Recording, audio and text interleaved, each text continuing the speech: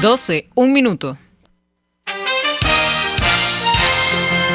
A partir de este momento, las informaciones que son noticia toman el protagonismo. Comienza Informe RCR. Muy buenas tardes, sean bienvenidos a este Informe RCR en su emisión meridiana. Trabajaremos para ustedes en la gerencia general de la estación, Jaime Nestares, en la gerencia de producción, Ulixar Calla, en la coordinación y producción de este espacio, Génesis Rodríguez y Mari Villarreal, en los controles, Gregorio González y frente al micrófono, Helen Machado. Recuerda que nos pueden seguir a través de nuestras distintas plataformas digitales, en Twitter, @RCR750, en nuestra página web rcr750.com, la radio que se ve, y en nuestro canal en YouTube RCR750. 12:02. De inmediato comenzamos con las noticias más destacadas del momento.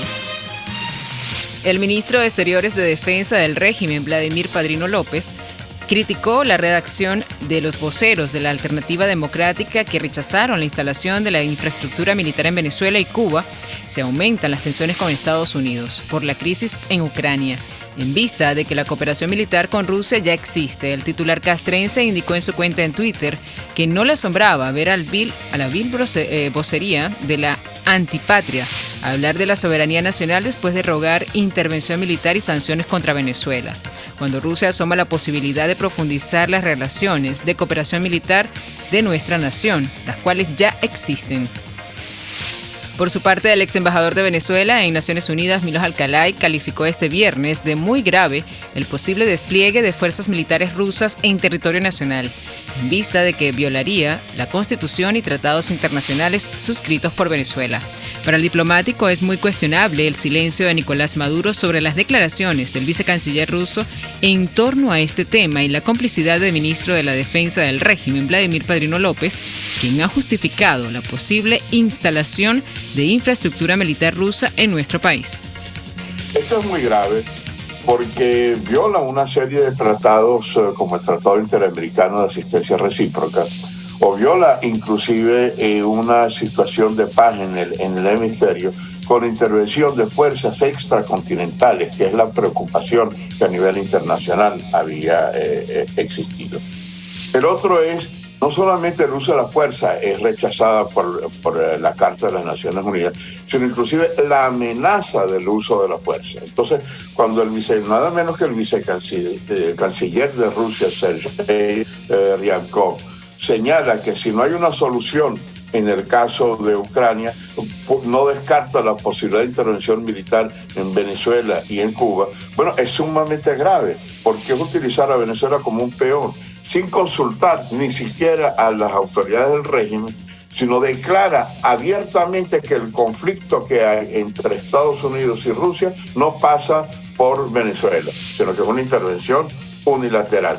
Y lo grave, yo diría, de todo eso es o el silencio, tú destacabas en el caso de Maduro, o inclusive la complicidad con las declaraciones del ministro de Defensa, que señala que no están indicando, porque cualquier disculpa, pero en el fondo es como una especie de abusos, es como lo que sucedía en la época de los regímenes comunistas de Hungría, de Polonia, en donde utilizaban el Pacto de Varsovia para atropellar las respuestas que hay. Entonces, en opinión de Alcalay, si se retoman las negociaciones en México, la plataforma unitaria debería exigir una revisión de papel que está jugando Rusia como supuesto facilitador, tomando en cuenta las amenazas sobre un despliegue militar en Venezuela como medida de presión contra Estados Unidos por la crisis en Ucrania.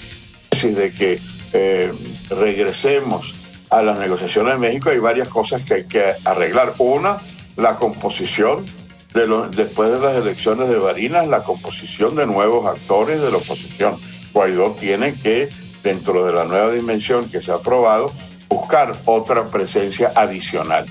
Pero dentro de esa también el señor Blay tiene que buscar un mecanismo con el facilitador para señalar la dimensión que tiene que tener de ser neutro en unas negociaciones y no de parcializarse, porque entonces vamos a tener, la delegación oficial de Jorge Rodríguez más Rusia en un lado, y para nosotros aceptar la facilitación tenemos que tener garantías, que los rusos reiteren su posición de facilitador, no de ser parte del conflicto.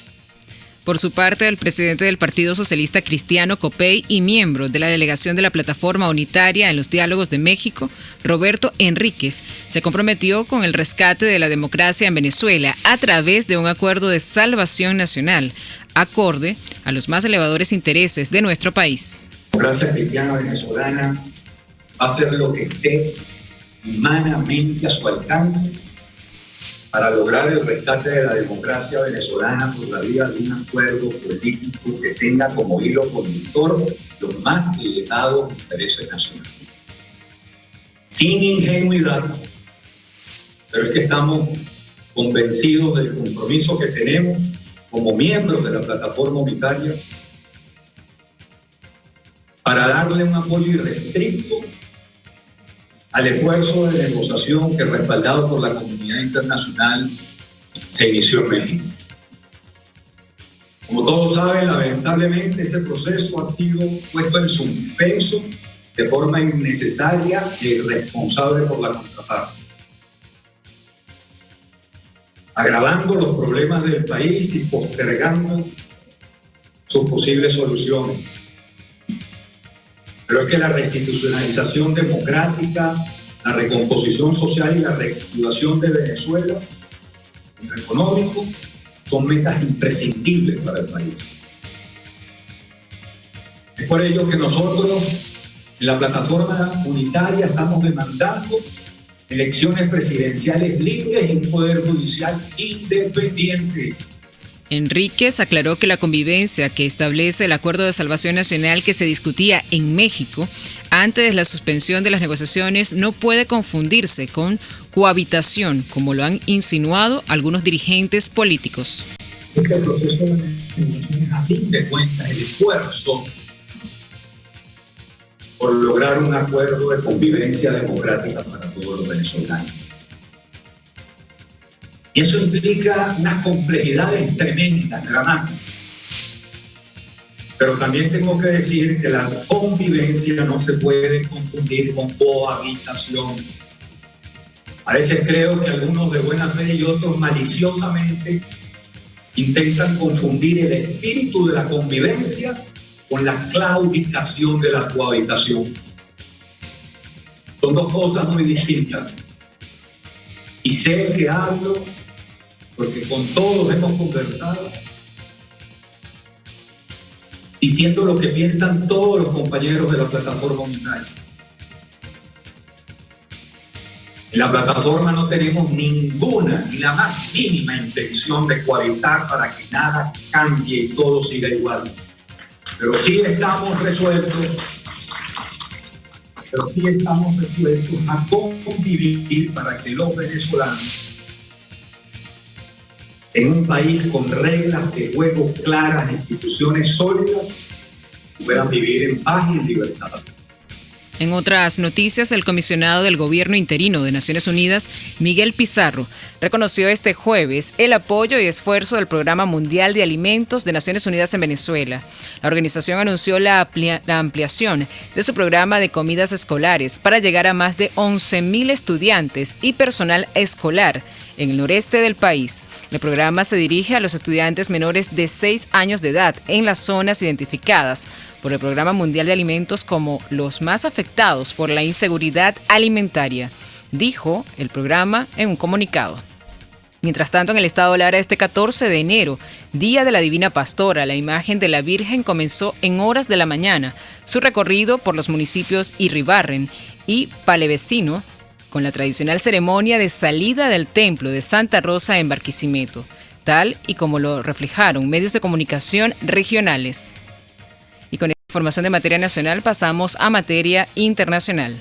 Rusia reiteró el viernes su exigencia de que la OTAN no expanda hacia el este, un reclamo de la alianza militar que rechaza mientras Moscú acumula soldados cerca de la frontera con Ucrania. El Kremlin añadió que no esperaba indefinidamente la respuesta de Occidente. El ministro ruso de Exteriores, Sergei Lavrov, calificó el viernes la demanda de Moscú de que la OTAN no se expanda ni despliegue efectivos en Ucrania y otras naciones exsoviéticas como la esencial como lo esencial para el balance de los esfuerzos diplomáticos para aliviar los crecimientos y tensiones en torno a Ucrania. El despliegue de fuerzas y armas de la alianza cerca de las fronteras rusas supone una amenaza de seguridad que debe abordarse de inmediato, señaló. Por su parte, el representante de Rusia en la Organización para la Seguridad y Cooperación en Europa, Alexander Lukashevich, dijo el jueves que si Moscú no escuchaba en tiempo razonable una respuesta constructiva a las propuestas que ha hecho y si la conducta agresiva hacia Rusia continuaba, se tomarían todas las medidas necesarias para asegurar un equilibrio estratégico y eliminar así las amenazas inaceptables de la seguridad nacional. Desafortunadamente, no escuchamos una respuesta adecuada ni ninguna reacción a nuestras propuestas de nuestros socios. Todo giraba en torno a sus preocupaciones, el comportamiento supuestamente agresivo de Rusia, especialmente en el contexto de los acontecimientos de Ucrania.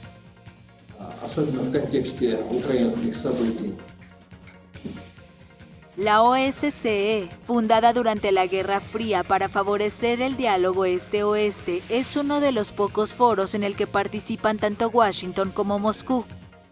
Por su parte, Suecia aumentó las patrullas en la isla báltica de Gotland por un aumento de la tensión en la zona y en medio del conflicto entre la OTAN y Rusia por Ucrania. A partir de hoy seremos más visibles y estaremos en plazos estratégicos importantes de carácter civil, declaró a la televisión pública sueca SVT Tomás Arhansman, portavoz del régimen de Gotland, en alusión, entre otros, al puerto y el aeropuerto de la mayor isla de Suecia en el Báltico. Entre tanto, la Unión Europea va a movilizar todos sus recursos para apoyar a Ucrania ante el ciberataque que sufrió esta madrugada, aseguró el alto representante de la Unión Europea para Asuntos Exteriores, Josep Borrell. Desgraciadamente no esperábamos que pudiera ocurrir, dijo Borrell a su llegada a la reunión que los ministros de Exteriores de la Unión Europea celebran hoy en la ciudad francesa de Brest.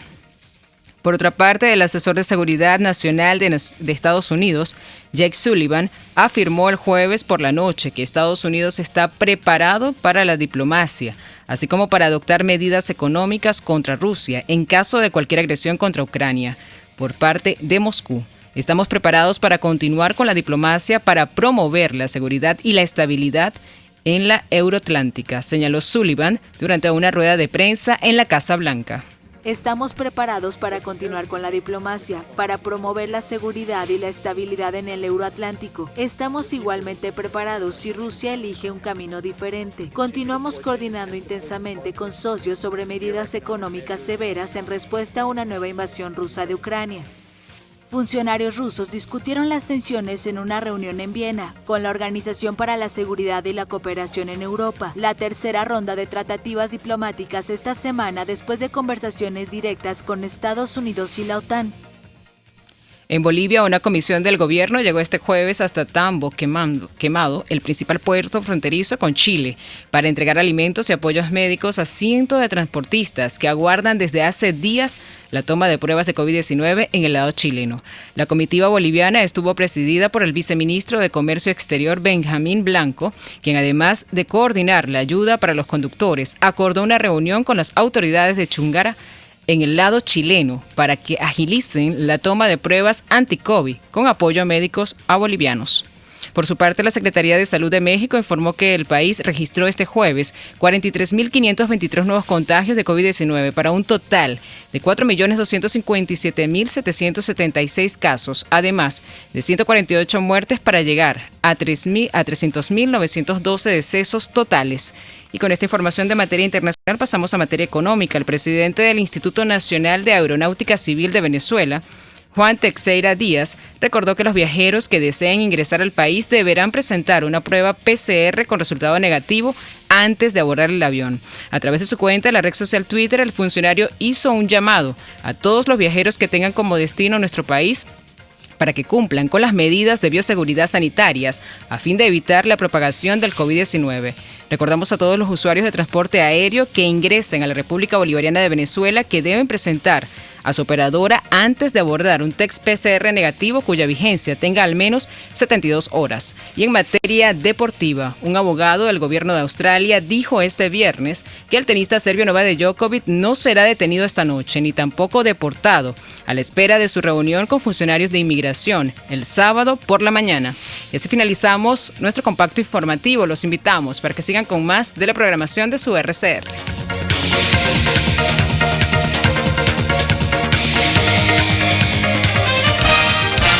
Hasta aquí este compacto noticioso.